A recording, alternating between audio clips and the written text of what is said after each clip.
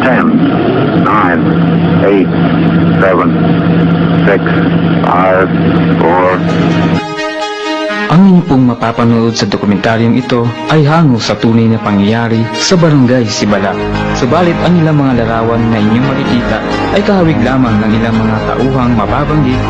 Ito'y sa kadahilan ng wala nang makalat na larawan. Ito ay masusing sinaliksik at pinag-aralan upang maging ganap at totoo ang nasabing kasaysayan.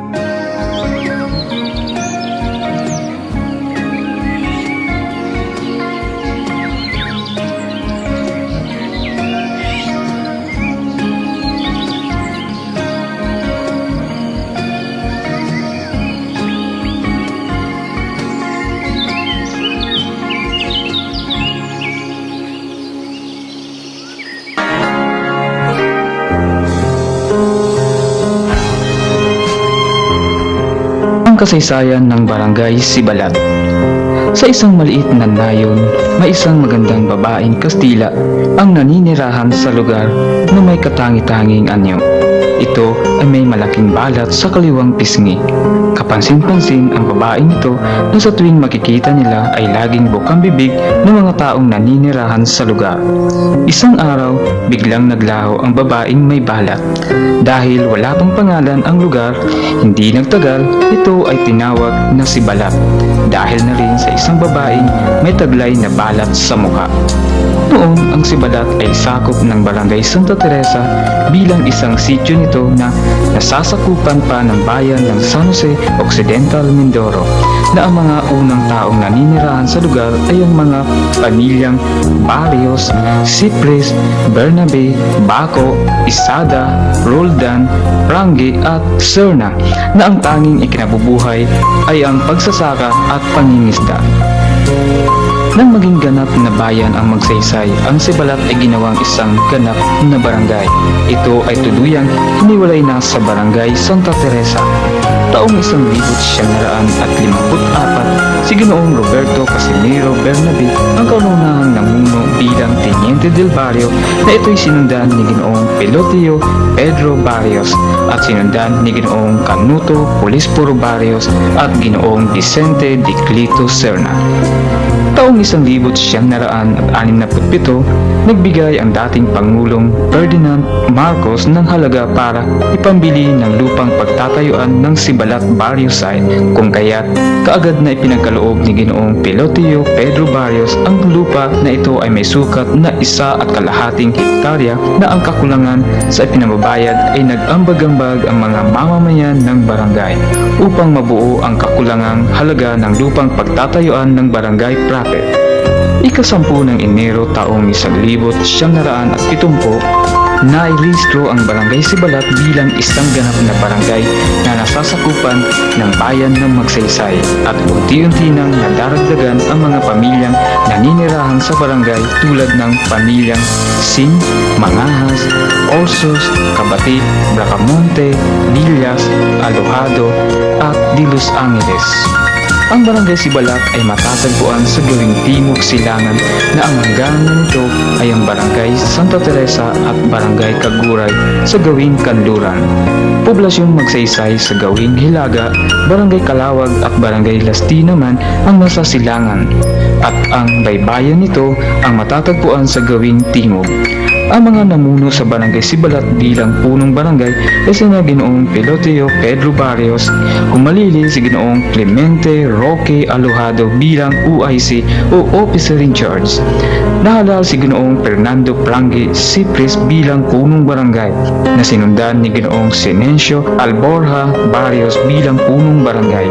Umalili si Ginoong Delio Serna Barrios bilang UIC o Officer in Charge, at muling nahalal si Ginoong Fernando Francis Cipres bilang punong barangay. Taong 1974 nahalal si Ginoong Jesus Pedro Baco bilang punong barangay at dito na rin nagkaroon ng Internal Revenue Allotment o IRA ang barangay. Kaya't unti-unting nagkaroon ng pagbabago ang barangay Sibalat kasabay ng pagpasok ng isang non-government organization. Ito ay ang Plan International San Jose. Kaya't nakapagtayo ng iba't ibang proyekto para sa barangay. Sa panahon din iyon, nagkaroon ng kuryente at tuluyang napailawan ang barangay. Taong 2007, nahalal si Ginoong Edelberto Nimel Barrios bilang punong barangay. Taong 2010, muling nahalal si Ginoong Jesus Pedro Baco bilang punong barangay. Taong 2013, muling nahalal si Ginoong Edelberto Nimel Barrios bilang punong barangay at kanyang ipinagpatuloy ang mga magagandang gawain at patuloy na nagsusumikap na paunlarin ang barangay.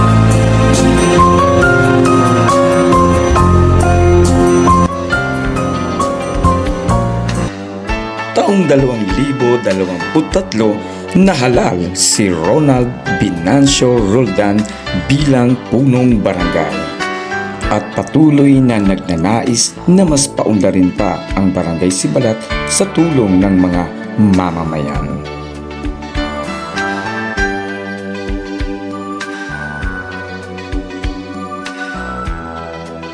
Ang barangay Sibalat ay may lawak na 1,830 na hektarya na ito ay binubuo ng 5 purok o sityo na ang tanging ikinabubuhay ng mga mamamayan sa ngayon ay ang pagsasaka, pag-aasim, pangingisda at pagtatambalang o pagsisiwis. Marami na rin na nakapagtapos ng pag-aaral na ang ilan ay nagtatrabaho sa iba't ibang lugar at panig ng mundo. Ang mamamayan ng Barangay Sibalat ay patuloy na nagsusumikap na paunlarin ang buhay at ang bawat pamilya upang makamtan ang magandang kinabukasan.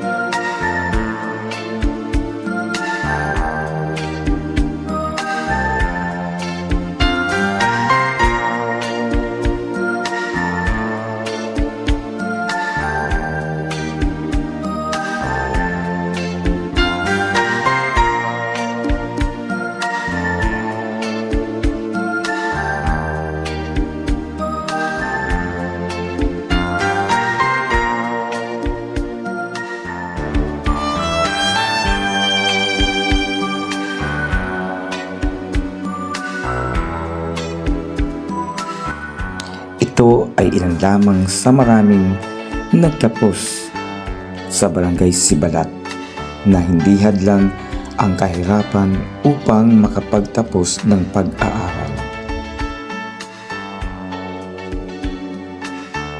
Binabati ang lahat ng pagdiriwang ng ika-56 founding anniversary ng Barangay Sibalat. Ang pasyong ito ay paalala ng ating masaganang kasaysayan, matibay na pagkakaisa at patuloy na pag-unlad bilang isang komunidad. Sa tulong ng sama-samang pagkilos ng bawat mamamayan, manatili tayong matatag sa kabila ng mga hamon. Naway, magsilbi ang pagdiriwang na ito bilang inspirasyon upang lalo nating paigting ang bayanihan at pagmamahal sa ating barangay. Happy 56 Founding Anniversary Barangay Sibalat! Sulong Sibalat para sa pag-unlad ng barangay.